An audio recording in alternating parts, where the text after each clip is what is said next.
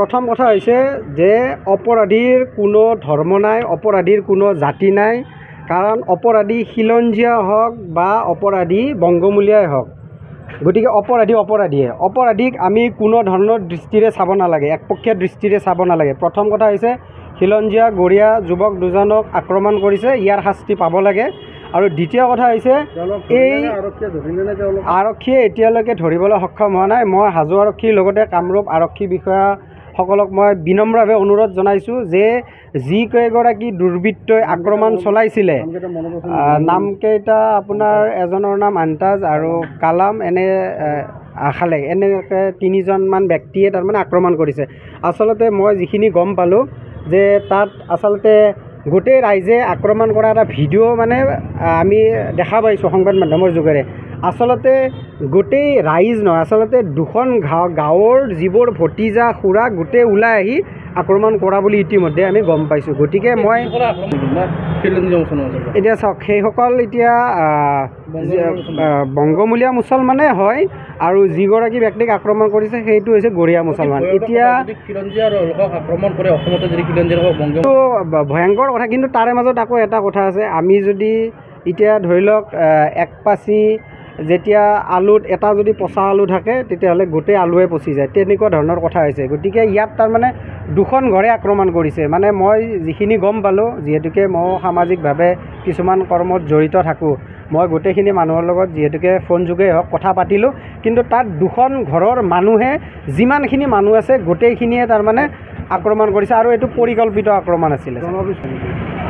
জনসংখ্যা বিস্ফোৰণৰ বাবে এনেকুৱা হৈছে নেকি? এটা পৰিয়ালৰ ইমান মানুহ, এতিয়া আপোনালোকে গমেই পায়। এতিয়া এইটো চাওক, বিশেষকৈ বংগমূলীয়া মুছলমানখিনিৰ মাজত পৰিয়ালবিলাক ডাঙৰেই হয় আৰু বিশেষকৈ একোজন মানুহে ৩-৪টা বিয়াও পাতে, আৰু ৩-৪টা বিয়া পাতিলে একোটাৰ হয়তো 2-3টাকৈ সন্তান থাকেই, এইটো সকলোৱে জানে।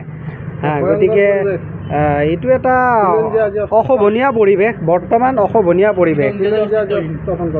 খিলঞ্জীয়াটো এনেও আগৰ পৰাই অস্তিত্বহীনতাত, এতিয়া বুলি নহয়, খিলঞ্জীয়া আগৰ পৰা অস্তিত্বহীনতাত।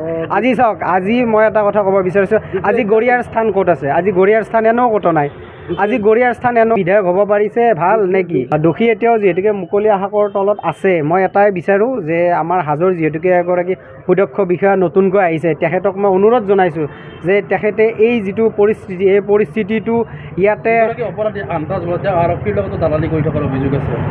হয়, এতিয়া সেই কথাটো ৰাইজে কৈছে। এতিয়া মেইন কথাটো হৈছে, যিহেতুকে মই আগতেও ক'লোঁ যে আমাৰ হাজো আৰক্ষী বিষয়াজন এতিয়া নতুন, 1 মাহ নে 1.5 মাহ আগত তেখেতে জইন কৰিছে, আৰু মই আশা কৰিছোঁ তেখেতে দিছপুৰৰ নিচিনা ঠাইত যিহেতুকে তেখেতে এগৰাকী সুদক্ষ আৰক্ষী বিষয়া হিচাপে আছিল, আৰু এই পৰিস্থিতিটোও তেখেতে নিয়ন্ত্ৰণ কৰিব পাৰিব বুলি মই আশা কৰিছোঁ। আৰু তেখেতক মই অনুৰোধ জনাইছোঁ, হাজো আৰক্ষী থানাক মই অনুৰোধ জনাইছোঁ যে অতি শীঘ্ৰেই দোষীক কৰায়ত্ব কৰি উচিত শাস্তি দিব বুলি মই আশা ৰাখিছোঁ। আমি সদৌ অসম গৰীয়ামৰীয়া দেশী জাতীয় পৰিষদৰ এটা সজাতি দল আজি আমি ৰতনপুৰলৈ আহিছিলোঁ, আৰু ইয়াত আজি 3 দিনৰ আগত বৰ্বৰভাৱে পূৰ্ববংগীয় মূলৰ লোকসকলে গৰীয়া জনগোষ্ঠীৰ লোকক আক্ৰমণ কৰিছিলে।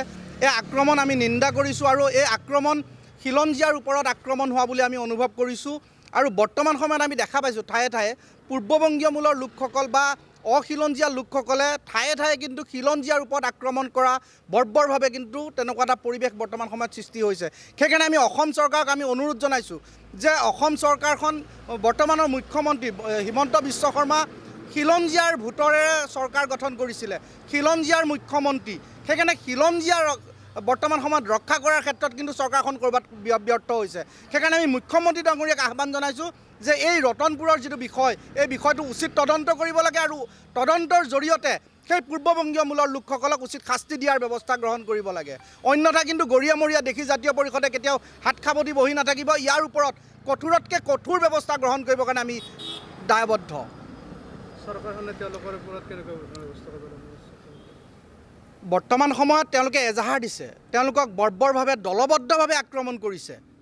গৰীয়া লোককেইজনক বৰ্বৰভাৱে তেওঁলোকে ধৰ মাৰ কৈ চিঞৰি প্ৰায় হাজাৰ হাজাৰ লোক ওলাই আহিছে।